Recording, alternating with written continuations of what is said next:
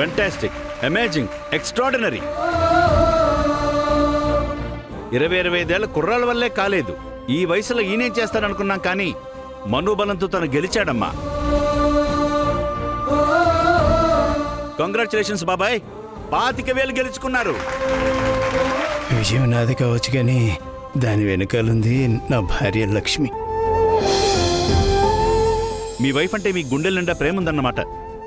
మీ ప్రేమే బాబాయ్ని గెలిపించింది. నా భార్యను గుండెల్లో పెట్టుకున్నాను, కానీ తనకు చిన్న గూడు కూడా కల్పించలేకపోయాను. అందుకే అలా చేశాను. శారీరక బలం కన్నా సంకల్ప బలం గొప్పదని నిరూపించిన మీకు మా అభినందనలు. ప్రైజ్ మనీ తీసుకోండి. లక్ష్మి,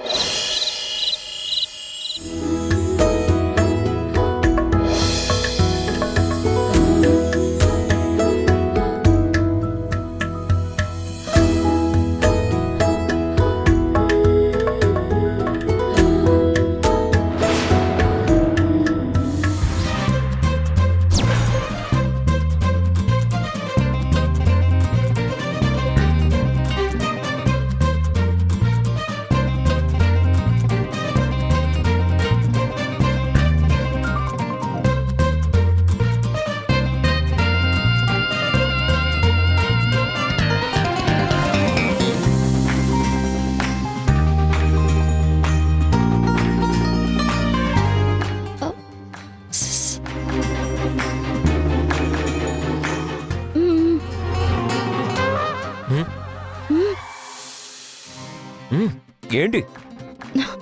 అబ్బా మిమ్మల్ని అయ్యా, రండి. వస్తున్నాను. త్వరగా రండి. వస్తున్నా. ఏంటి మిల్కీ బ్యూటీ గారు నన్ను పిలిచారు? కొంచెం కుర్చీళ్ళు సర్ది పెట్టండి.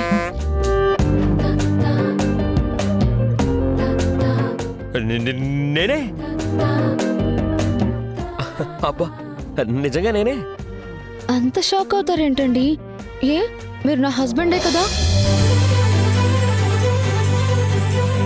ఆ మాత్రం చేయలేరా? ఎందుకు చేయలేను? నువ్వు పర్మిషన్ ఇవ్వాలే గాని చాలా చాలా చేయగలను. కానీ నేను నీ హస్బెండ్ అనే విషయం ఇన్నాళ్ళుగా లేంది సడన్ గా ఇప్పుడెలా గుర్తొచ్చిందా అని. సడన్ గా గుర్తుకు రావడం ఏంటి? నేను మర్చిపోతానే కదా. ఓ అవునా? నిజంగా? అబ్బా మీ కబుర్లాపి కాస్త కుర్చీళ్ళు పెట్టండి, లేట్ అయిపోతుంది ప్లీజ్. సరే, ఏం చేస్తాం?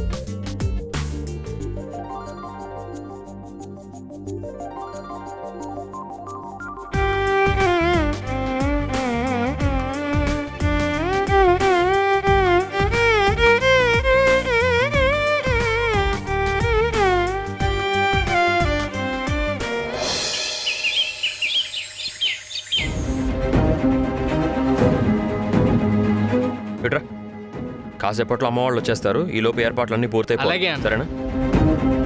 మీటింగ్కి జనం ఇంకా వస్తున్నారు.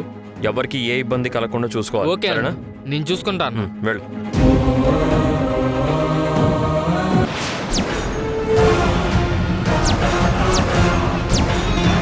అత్తయ్య, ప్రెస్ మీట్కి వెళ్ళి మాట్లాడతావా? ఇప్పుడు ఎలా వెళ్తావో నేను చూస్తాను.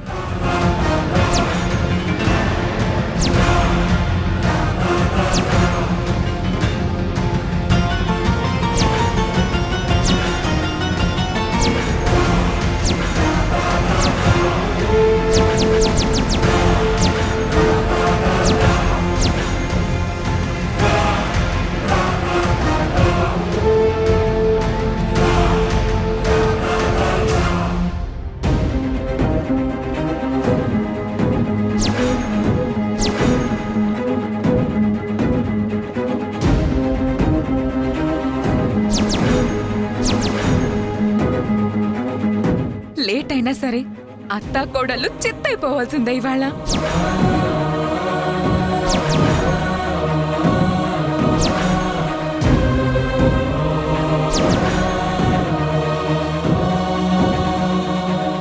అత్తయ్య, ప్రిపేర్ చేసిన ఫైల్ ఇచ్చాను కదా, ఏది? అయ్యో మర్చిపోయాను, వెళ్ళి తెస్తానుండు.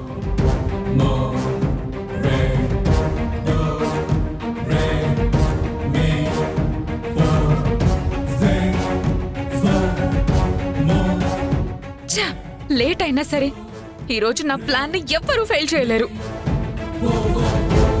ఒరే బసవా, నీ పెళ్ళాం మీటింగ్కి బయటికి వెళ్ళడానికి ఏర్పాట్లు చేస్తుంది. అసలది ఆ మీటింగ్కే వెళ్లకుండా చేస్తాను చూడమ్మా. నువ్వు కంగారు చూడు, పడుకో. ఆ విషయం ఏంటో చూడు. సరే అమ్మా.